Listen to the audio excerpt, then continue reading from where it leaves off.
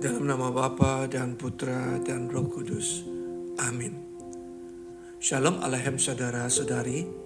Selamat datang di Quiet Time with Rumah Doa Elia Bali untuk edisi hari Senin tanggal 1 Agustus tahun 2025. Tema renungan kita hari ini adalah sahabat yang menghidupkan.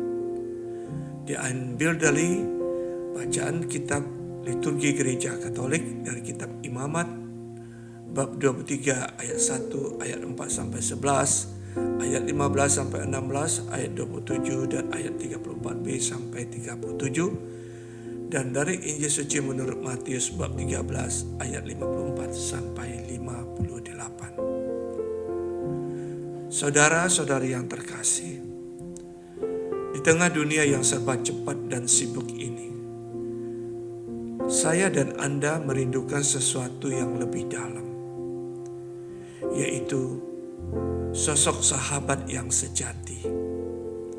Sahabat yang bukan sekedar tahu nama, sekedar tahu status atau asal-usul, yang sangat bersifat informatif atau administratif belaka.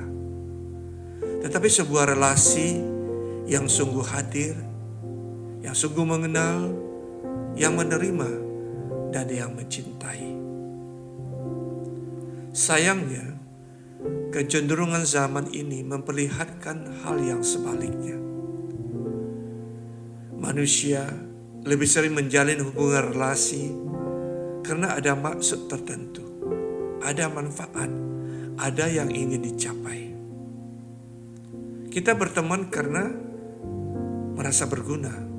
Kita menjalin hubungan karena menyenangkan, saling membahagiakan. Kita mendekati karena berharapkan sesuatu. Relasi persahabatan menjadi fungsional, transaksional, bahkan mengarah kepada manipulatif.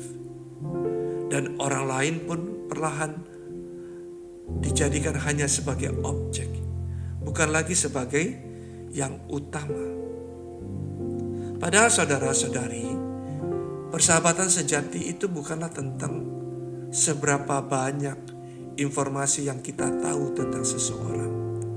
Bukan juga tentang asalnya dari mana, siapa keluarganya, atau apa pekerjaannya. Sahabat sejati itu sebenarnya adalah sebuah panggilan untuk kita saling mengasihi, untuk melayani sesama sebagai sosok pribadi yang tak tergantikan, sebagai sesama yang dikasihi Tuhan. Kita bisa melihat gambaran ini dalam bacaan Injil Matius yang kita dengarkan dan renungkan hari ini. Yesus pulang ke kampung halamannya Nazaret. Ia mengajar di rumah ibadat. Orang-orang terkagum, tetapi juga ada yang meragukannya. Mereka berkata, "Bukankah ia itu anak tukang kayu? Bukankah ibunya bernama Maria?"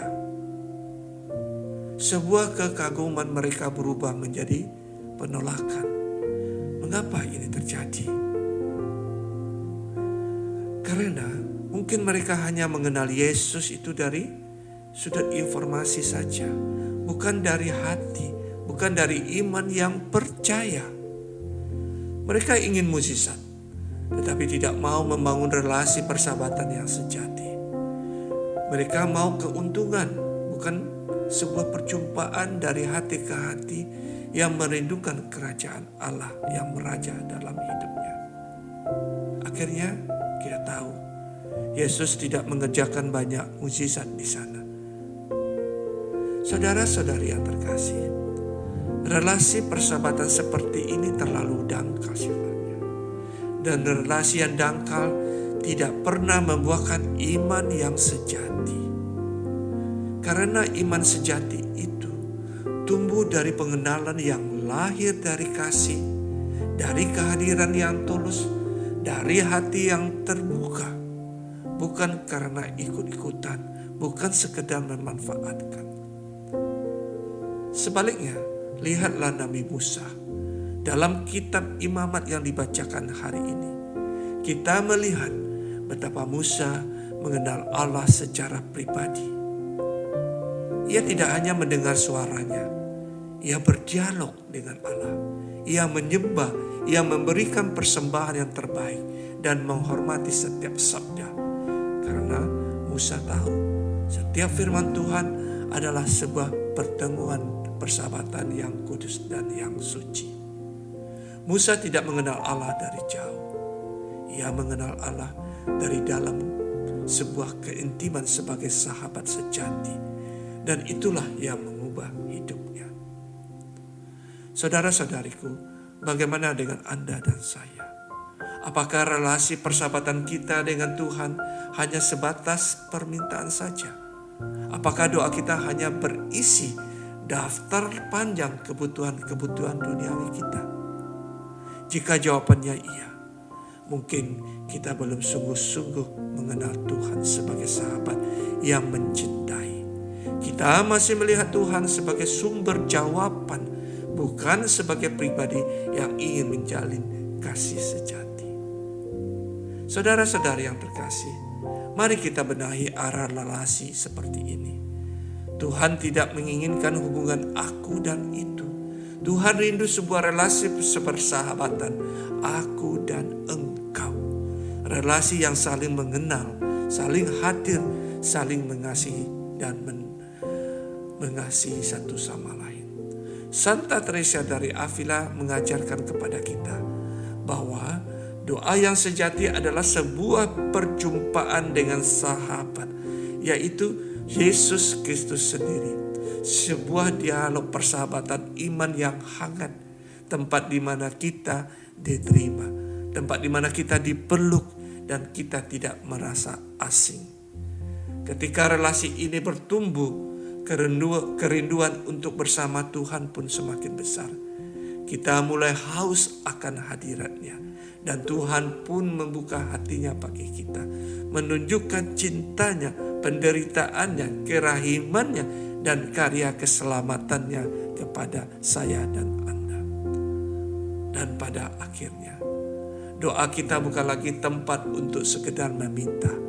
Karena yang kita peroleh dalam doa sebagai persahabatan yang sejati bukanlah hal-hal ciptaan, tetapi pencipta itu sendiri, yaitu Yesus Kristus.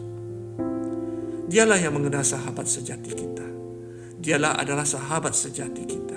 Dia yang mengenal, dia yang mengasihi dan memanggil kita untuk hadir dalam kasih-Nya. Mari kita tinggalkan saudara-saudara relasi yang dangkal dan melangkah untuk menuju relasi yang menghidupkan, yang mendidik dan bermartabat. Sebuah perjumpaan yang membawa kita kepada kemuliaan Allah. Amin. Kemuliaan kepada Bapa dan Putra dan Roh Kudus, seperti pada permulaan, sekarang, selalu, dan sepanjang segala abad.